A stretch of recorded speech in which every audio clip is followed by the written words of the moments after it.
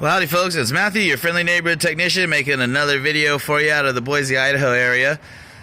And boy, it definitely seems like it's the month for Hondas this month. As you know, we've had this Odyssey in here. We were on the downhill side of a complete timing job. Top end, service, you name it. So we're pretty excited to be getting that done. And then this morning, we had a Honda Pilot come in. And so we're definitely going through it, diagnosing it. We figured out what's wrong with it. And as you know, we have a see it, fix it policy here in this shop. So I'm going to take you through this diagnosis and show you how we figured out what's wrong with it, and then give you the professional's point of view of what should be fixed. And hopefully this video will also help some of you guys maybe to diagnose your own Hondas and get it all figured out. I need to find my buddy Braxton. Here he is. Hey. So there's Braxton, everybody. All right, so I'm going to hand the camera over to Braxton, and we're going to get this show on the road for you. Okay, so we've got this awesome Honda Pilot here. Now, the customer's complaint on this one was that it seems to be throwing itself into limp mode, loss of power, flashing check engine light. So naturally, from the professional's point of view, some of the first things we think whenever we hear that there's loss of power to flashing check engine light is misfire due to maybe something like bad ignition coils, spark plugs, fuel injectors. I mean, there's so much that can cause a misfire, and so we tend to ask a lot of questions. You know, when was the last time you had it serviced for tune-up?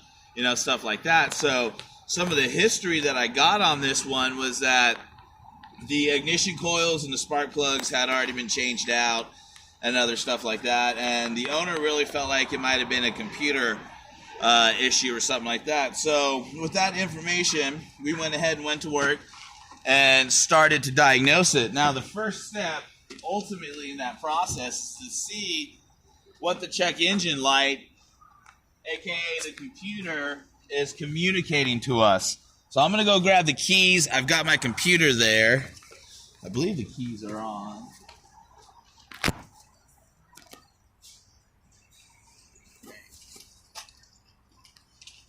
Now here's what's interesting, guys. I've been in and out of shops doing this for over 20 years. I've owned my own shop now for about 8.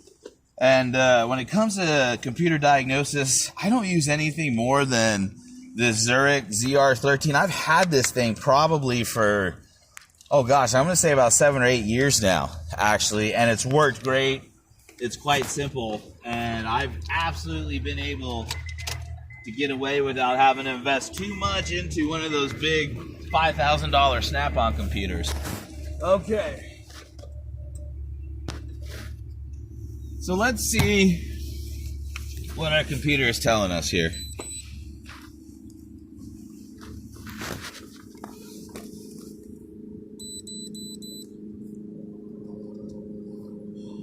...2009 Honda Pilot V6 3.5. Yes, that is correct. We have an automatic transmission. Yes, this is correct. Alright, so now in the normal onboard diagnostic system, there are a lot of codes that come up. There are 12 codes. That right there, the fact that there's 12 codes all at once, is an instant red flag that something pretty serious is going on. It's obviously going to be an underlining issue, an issue that is not something you can necessarily see. From there, the fact that the first code I have is a P0174 fuel system 2 lean left bank. The fact that that's my first code on this diagnosis and it's not a misfire code actually makes me wonder if the misfire is actually an issue being caused by an underlining non-electrical issue, by like an actual mechanical issue. And so the fact that that the fuel is running too lean right off the bat, just from experience, makes me wonder if there's a vacuum leak somewhere in this vehicle. So let's continue looking at these codes.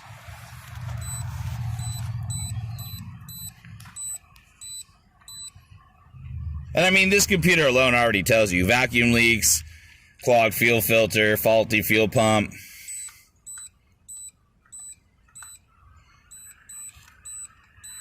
I'm not going to get too in detail about all the numbers on here. That'll be a different video when we have more time.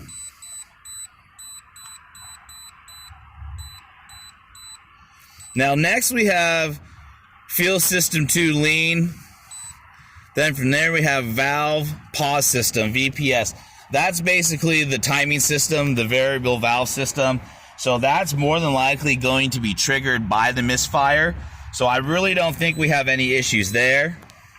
Now we get into our hard misfire codes. So anytime you have an actual P0302 or 01 or 08, that's considered a hard misfire code. So that it has shown us that cylinder number 2 specifically is not firing correctly. Cylinder number 3 is not firing correctly. Cylinder number 6 is not firing correctly. And then we also have a random misfire. And it continues. Okay, so all of this together tells me that we ultimately need to look for a vacuum leak on this vehicle that is causing this misfire. So I'm going to show you how we actually do that in shop. It's really not that hard. There's 2 ways we can do that.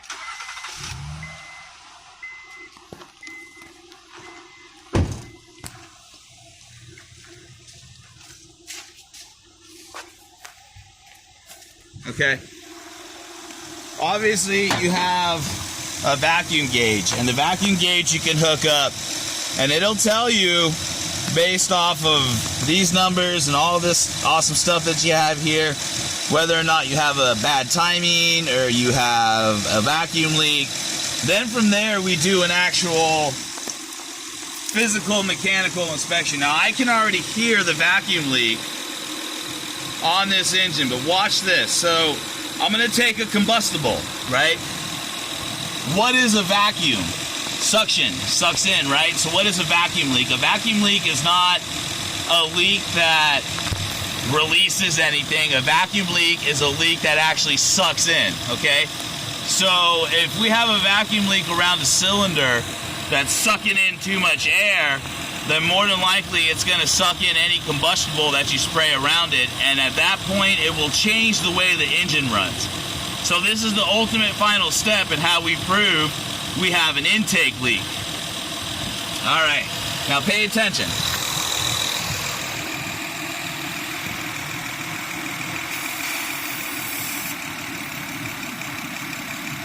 Did you see that, guys? We'll do it again for a longer period of time.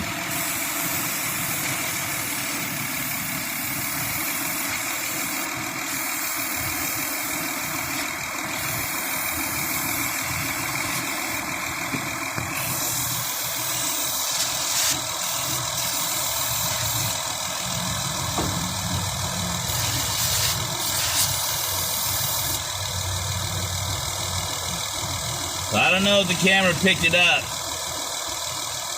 but what you're doing is you're spraying all around the intake. Now you also have gaskets there, and you're looking for anywhere that it gets sucked in at, and you're looking for any change in how the engine runs. You may need to get another can here.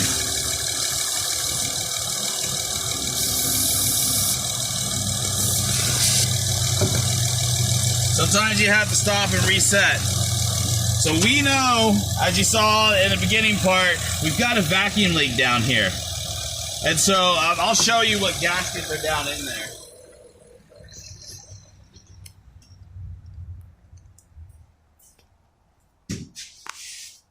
So that intake plate, you have this gasket here. Now this intake plate has to come off in order for the upper intake to come off, because that's how you gain access to your bolts in here. So you remove this upper intake plate, then you remove the upper intake. From there you have a single gasket here, which would be this one right here. Then you have your 2 lower intakes. And that's what those gaskets looks like. So you have one of these, and then you have 2 of these down there. And then in order to access all of that, you also have to remove the fuel injectors. So That job calls for upper and lower intake gaskets, fuel injector O-rings, and a throttle body gasket, as well as coolant, because in order to remove the upper intake, you've got to remove some coolant lines that are connected to the throttle body. So there you go, folks. If you're having an issue with multiple cylinder misfire, hard misfire, coupled with an engine that is running too lean, vacuum leak codes, all that other stuff, more than likely, 9 times out of 10, you're going to need to go ahead and service your intake gaskets. Now, I say 9 times out of 10 because remember, computer codes only point to underlying issues. They don't ever just give you an exact problem or exact issue. So everything is electromechanical, so you have to both look at the computer and the mechanical side of things in order to fully figure it out. So we'll go ahead and put together an intake job on this Honda, and if the customer wants to do it, great. If not, no worries, and we'll just keep on moving forward. So alright guys, well, I hope this video helped you out. If it did in any way and you want to continue to support us in the community, check out the cool new Super Thanks tab on somewhere down here. I think it's over here. So I'm trying to do the cool thing that everybody does in their YouTube video, guys. And then also, some good news. My wife will be coming home to work with us pretty much full time. So she's going to start working with the Amazon affiliate links. And so it's something that I've had for a while where I can post links for all the tools and parts and supplies and all that stuff that I use, but I just never really got into it. So be watching for that on some of the future videos as well. So, alright everybody, well, we greatly appreciate your support. Thanks for watching us. This is Matthew, your friendly neighborhood technician, signing off.